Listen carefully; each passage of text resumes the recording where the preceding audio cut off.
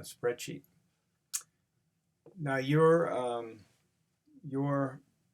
milestones portfolio or folder, I mean, the storyboard folder within your MStones folder should have this document as a template. If it doesn't, then let me know. We'll put it in your folder. I wanted to just simply show how to use this. It's very simple. You're really just going to start with this first column and do what needs to be done in the first column, then do the second column, then the third column, the fourth, and the fifth. And by the time you're done, you should be about ready to build your Captivate file. So the first thing is you're going to make a rough draft of your story. So in this case, the first field is the narration, the introduction or opening scene. And I say, a la Rod Sterling. So when Rod Sterling did The Twilight Zone. And so your scene description is simply setting the stage for your story. Two people need to get married. They need to reduce costs so that they can free up money to buy a ring. So the first scene, we're going to talk about the first scene. Talk about need.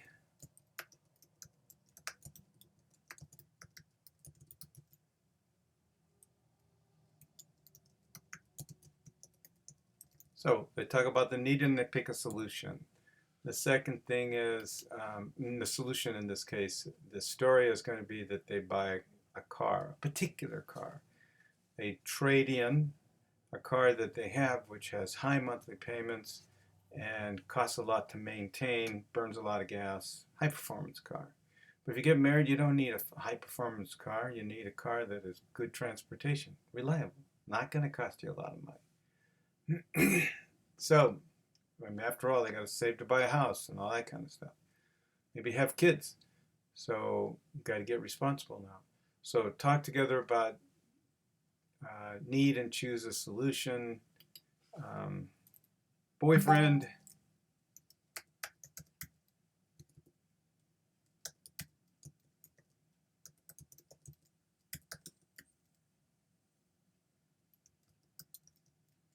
The first thing is, after that is the boyfriend goes to the dealership, meets salesperson. And the second scene is talk about need.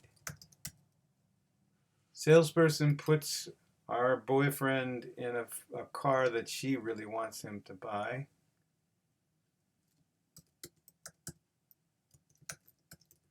She wants him to buy, and you get the idea. We're just fleshing out the story here. The next thing is to write your script. You're going to start by you're going to remove this and just start putting in, your Rod Sterling narration. Mary and Bob want to get married. They don't have money for a ring, and they really want to have a ring before they get married. The way they're going to do this, they decide, is to look at their expenses and free something up. And so we're going to set that story here. And then you're just writing it, and you're going to write it here. And say, Mary and Bob look at their expenses, and they've decided that the biggest expense where they have opportunity is Bob's car. Bob has a high-performance, high-profile car that costs a lot of money in monthly payments, but also costs money to maintain and burns a lot of gas. So reducing the monthly payment through a trade-in is a big opportunity. Also, less maintenance and less fuel costs. It's going to free up more money. So they figure they've decided to buy a Volkswagen diesel that's 6 years old, that has a great maintenance record, and is inexpensive to operate. So that will actually save them about $300 a month. And they figure that in 6 months they can afford to buy a ring, an inexpensive ring. So actually, you're going to write that script out here. I was telling you the story, but you're going to write the script out here, and you're going to write the script for each one of these. The next thing you're going to do is talk about, okay, so what's your scene going to be? For the first thing, you need to talk about what the scene looks like, and you should take a picture. So the first thing you do is you go around and you start by describing the scene for each scene. What does the scene look like? What does the background look like? When the first person is talking, what's behind them? When the second person is talking, what's behind them? So in this case, they're sitting in their living room at a desk, and you can have a wall behind one and a wall behind another. So any intern can go ahead and take pictures from their home if they want to.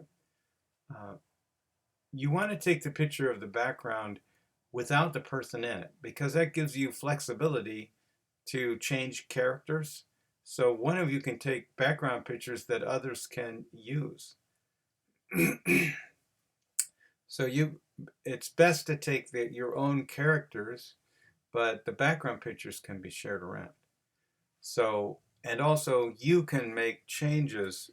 Maybe you can change your character. Let's say you have to make a significant change and the person you use as a model for that isn't available. So you might want to take a different person and images of that person for each scene to improve your simulation.